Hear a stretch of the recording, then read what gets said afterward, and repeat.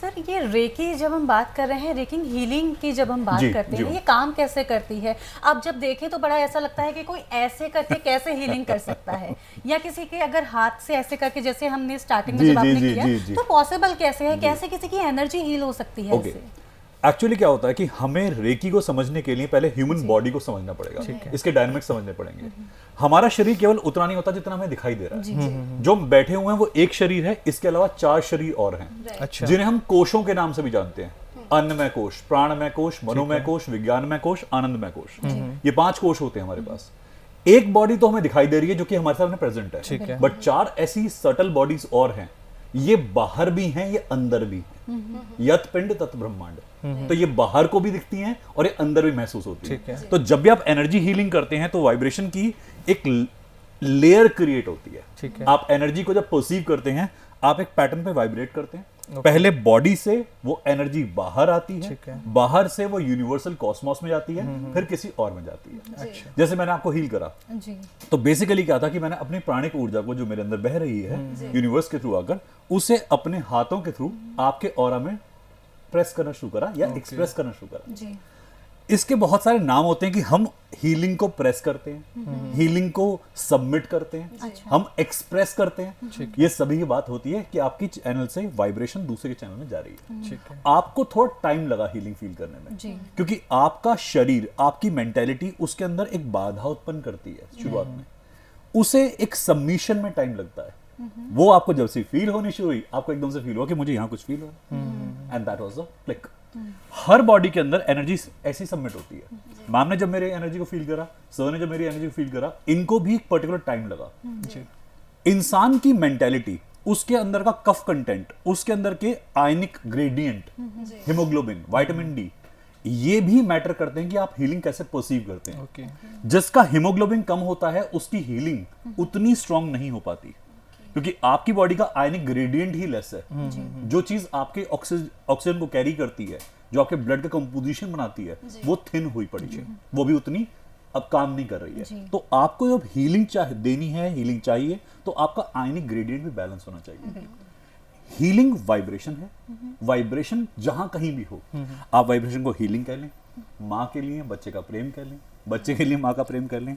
मान लीजिए फ्लावर अगर रियल होता तो मैं इसके आसपास अगर हाथ फेरता तो वो वाइब्रेशन जो महसूस होती है वो भी हीलिंग है। हम किसी को लव करते हैं, अफेक्शन करते हैं, जो वाइब्रेशन क्रिएट होती है वो हम चाहकर भी आर्टिफिशियली क्रिएट नहीं कर पाते। वो एक सबमिशन पे आते ही हो जाती है, टैप इन हो जाता है। तो हीलिंग वाइब्रेशन ऐसे ही काम करती है जैसे ये सब इमोशंस काम करते हैं।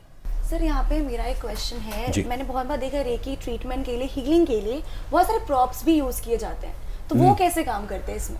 मैम देखिए, जैसे आपकी एनर्जी है, इसे एनहेंस करने के बहुत तरीके हैं।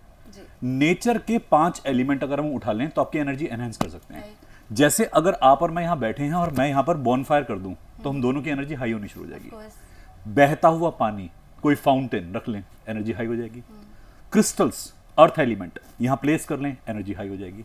तो अगर हम मोडेलिटीज की बात करते हैं तो ये मोडेलिटीज कुछ ऐसा आयनिक कंपोजिशन लिए हुए हैं जो हमारी वाइब्रेशन को हाई कर देते हैं, और एक लेवल तक पहुंचने के बजाय अब वो बहुत लेवल तक पहुंच सकती है। आप ट्रांसमीटर बन गए, पहले भी थे, थोड़े वीक थे, अब और स्ट्रांग हो गए। बट अगर आप मेडिटेशन करते हैं तो आपको कभी भी किसी मोडेलिटी की जरूरत नहीं पड़ती। You yourself are modality. लोग कहते हैं क्रिस्टल पहनने से हमारे ऑरा एनहेंस होता है, हमारी वाइब्रेशन बढ़ती है। हमसे बड़ा क्रिस्टल कौन है? हमारा सबसे बड़ा क्रिस्टल हमारे अंदर है। यदि हम करेक्ट फॉर्म में डेली रेगुलर टाइम पे मेडिटेशन करते रहें तो हमें किसी भी मोडेलिटी की जरूरत नहीं पड़ती। सर इसमें ना मैंने एक और चीज देखी है, प्रिज्म। बहुत बार प्रिज्म को यूज किया जाता है हीलिंग के लिए, रेकी के लिए, तो उसका क्या यूज है इसमें? मैम प्रिज्म जो है, जो पिरामिड आप कंसेप्ट कह रहे हैं, प्रिज्म कंसेप्ट कह रहे हैं, वो आया है कैलाश से, मेरा ऐसा मानना है। हमारे ऋषि मुनि पहाड़ों में जाके प्रैक्टिस करते थे। महादेव के लिए हमने कैलाश कहा है कि उनका एक स्थान है, उनका स्थली है उनकी। तो ऐसा नहीं है कि प्रिज्म कोई नई कोई कंसेप्ट आई है। जब आप किसी ऐसे कोनिकल स्ट्रक्चर के अंदर होते हैं जहां पे एक एनर्जी डेंसिटी प्रोपोर्शनेट होती है और प्रेजेंट होती है, तो वहां आपका ऑरा एनहेंस होता है। डिस्टर्बेंस है नहीं, वहां तक पहुंचना मुश्किल है। आप इस प्रिज्म को अब शहरों तक ले आए हैं, पर एक्चुअली में ये ज्यादा काम करते हैं जब आप किसी आइसोलेट एरिया पे जाते हैं। प्रिज्म जो अब बनाया गया है वो तो बहुत ही एक कस्टमाइज टेक्निक है, बट एक्चुअली में अगर आप माउंटेन की बात करें तो ज्यादा बढ़िया प्रिज्मेटिक इफेक्ट देगा। प्रिज्म में लाइट का डिफ्रेक्शन है, माउंटेन के अंदर एनर्जी का डिफ्रेक्शन है। माउंटेन यूनिवर्स से एनर्जी लेता है, अपने अंदर सोख लेता है, और उसने हजारों लाखों सालों से काम किया है। तो कोई जब सिद्ध पुरुष उस माउंटेन की एनर्जी के अंदर एंटर करेगा, ध्यान करेगा, तो उस एनर्जी के साथ वो भर जाएगा। आपने बात करी थी जैसे कि एनर्जी की शुरुआत में आपने कहा कि पुश करना। जी। अगर किसी भी व्यक्ति के आप जैसे करते हैं, ठीक है, हीलिंग करते हैं और उसकी एनर्जी बिल्कुल लो है, हम शून्य से शुरू करते हैं, जीरो हीलिंग पर है उसकी, तो आप उसको कैसे अप करेंगे, कैसे बढ़ाएंगे उसकी हीलिंग को? ओके, देखिए पहली बात तो ये है कि मेरी एनर्जी नहीं है, मैं यूनिवर्स से कॉल करता हूँ, मैं ओपन चैनल बन जाता हूँ। हीलिंग हम करते नहीं है, हीलिंग हमारे द्वारा हो रही होती है। अच्छा। We are not healers, healing is happening through us. Okay, that's a concept. तो when we pray to healing, कि अपने पाम चक्र से ओपन करते हैं अपने आप को, सहस्त्रार चक्र ओपन करते हैं, तो यहां से रिसीव होनी शुरू होती है और यहां से सिक्रेट होनी शुरू होती है, विदाउट टचिंग और touching, whatever way you prefer. Okay okay.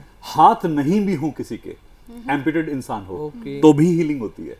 हम हाथ कर रहे हैं क्योंकि हमें एक एक्सप्रेशन की हैबिट होती है, बट हीलिंग कभी हाथों की डिपेंडेंसी पे आधारित नहीं होती है। आपका पूरी बॉडी और ऐसे हीलिंग होती है। हमारे बॉडी में बहुत सारे चक्र होते हैं जिनसे हीलिंग होती है। अब जैसे ही हमने यूनिवर्स से कॉल करा, हमारी बॉडी में एनर्जी फ्लो मेंटेन होना शुरू हुआ। हीलिंग की अपनी कॉन्शियसनेस है, उसे पता है कितना जाना है और कहां जाना है। जैसे मान लीजिए, मैंने एक एग्जांपल पहले भी कभी शायद शेयर किया था किसी चैनल पे, कि अगर हमारे पास दो व्यक्ति थे कोरोना के अंदर, ठीक है, दोनों कोरोना से एक्सपोज हुए। एक है सब्जी वाला जो बाहर सब्जी बेच रहा है, और एक मैडम है जिन्हें बोरियत हो रही थी, उन्होंने किसी कंपनी से कोई प्रोडक्ट मंगा लिया। अब जो प्रोडक्ट डिलीवर करने आया उसे कोरोना था जी, मैम को एक्सपोज हो गया, मैम को कोरोना हो गया। अब दोनों को इंपैक्ट हुआ है। जब मैं इनकी हीलिंग करूंगा तो क्या हीलिंग इनकी एक सी होगी? अलग अलग होगी। एग्जैक्टली, बट मैं तो हीलिंग कर रहा हूँ, मुझे कैसे पता इनको कोरोना किस कारण से हुआ है? हीलिंग को पता है रीजन कहाँ है। एक का मजबूरी है पैसे कमाने का, वो मैसेज आपको आता है, बिल्कुल आता है, पर हीलिंग अपने आप जानती है। एक की मजबूरी है पैसे कमाना, और एक की मजबूरी है अपनी बोरियत को दूर करना। बिल्कुल, दोनों का, एक का हार्ट चक्र इंपैक्ट में है, एक का मणिपुर चक्र इंपैक्ट में है। हीलिंग को पता है उसे कहां जाना है। तो जब भी हम हीलिंग को कॉल करते हैं और कहते हैं कि इस तक जाइए, इंटेंशन देते हैं, तो हीलिंग अपने आप अपनी कॉन्शियसनेस से बॉडी में एंटर करती है। रीजन कोई भी हो, हीलिंग प्रॉपर होती है। सर, जैसे कि अगर मैं बात करूं कि बहुत से लोगों को अभी देखा जाए थायराइड की प्रॉब्लम महिलाओं में ज़्यादा होती है, और कहा जाता है कि विशुद्धि चक्र उनका बैलेंस नहीं होता, उसकी वजह से अपने इंप्रेशंस को और जो फीलिंग्स होती हैं उनको सप्रेस जब हम करते हैं, तो उसकी वजह से विशुद्धि चक्र डिस्टर्ब होता है और थायराइड बन जाती है। क्या वहां पर भी हीलिंग काम करेगी, रेकी हीलिंग? ओके, मैं इसमें एक और एग्जांपल ऐड कर दूंगा कि आपने कहा थायराइड, मैं इसमें एक कंडीशन और ऐड करता हूं, पीसीओडी, फाइब्रॉइड्स। जब कोई इंसान अपने एक्सप्रेशन को टेम्परेरी होल्ड करता है तो थायराइड फॉर्मेशन होता है। जब वो बहुत टाइम तक कोई सप्रेस कर रहा है एक्सप्रेशन को, तो पीसीओडी भी होता है। जब एक लेडी अपने लाइफ टाइम में अपने एक्सप्रेशन को होल्ड कर रही है, तो उसकी बॉडी में थायराइड अपीयर करेगा, पीसीओडी हो सकता है, बट उसकी बेटी में ज्यादा चांसेस है पीसीओडी पैदाइश अपीयर होने, क्योंकि अगर मां ने सप्रेशन करा हुआ है तो ऐसा हो ही नहीं सकता बच्ची में सप्रेशन ना हो, बेटे में सप्रेशन ना हो। सप्रेशन के जो रिजल्ट्स होते हैं वो पीसीओडी या फिर जो स्टोन्स फॉर्मेशन होते हैं। बॉडी जब सप्रेस करेगी स्टोन बना देगी, बॉडी जब सप्रेस करेगी कहीं ना कहीं कुछ सुझा देगी, फुला देगी। हमारे पास थायराइड का भी रीजन यही आता है कि आपने सप्रेशन कर लिया। विशुद्ध की जब हम हीलिंग करते हैं, हमारे को पहले आंसू निकलते हैं, बहुत कैथारसिस होता है, रेचन होता है, रोना निकलता है, पहले मन में से कुछ ऐसी बातें निकलती हैं जो कि शायद हम पब्लिक के सामने नहीं बोल पाते, क्योंकि हमारे 3 स्तर पे लाइफ चल रही होती है। एक तो मनसा, एक वाचा, एक कर्मणा। कर्मणा और वाचा पे तो हम परफेक्ट होते हैं, बट मनसा पे ना हम सब टूटे होते हैं। बिल्कुल। और हम सभी एक फेक लाइफस्टाइल जी रहे होते हैं, हम डुअलिटी में जी रहे होते हैं। अब क्या होता है, सप्रेशन जो होता है मनसा के लेवल पे जब बहुत बढ़ जाता है, तो बॉडी कहती है कि इससे ज्यादा बर्दाश्त नहीं कर पाऊंगी, अब बीमार कर दूंगी। हम बीमार होना नहीं चाहते, हम बीमार होते नहीं है, हम बीमार करते हैं अपने आप को, क्योंकि हम एक लिमिट एक्सीड कर रहे हैं। आपकी कार के ब्रेक अगर फेल हो रहे हैं, आप बार बार उन्हें प्रेस करते रहे, वो एक लेवल पे आके काम नहीं करेंगे। आपकी बॉडी भी ऐसी डायनामिक है कि वो कहती है आपसे कि मैं बीमार हो रही हूं, ध्यान दो, मुझे ठीक करो, मुझे इमोशन से बाहर निकालो, मुझे एक्सप्रेशन दो।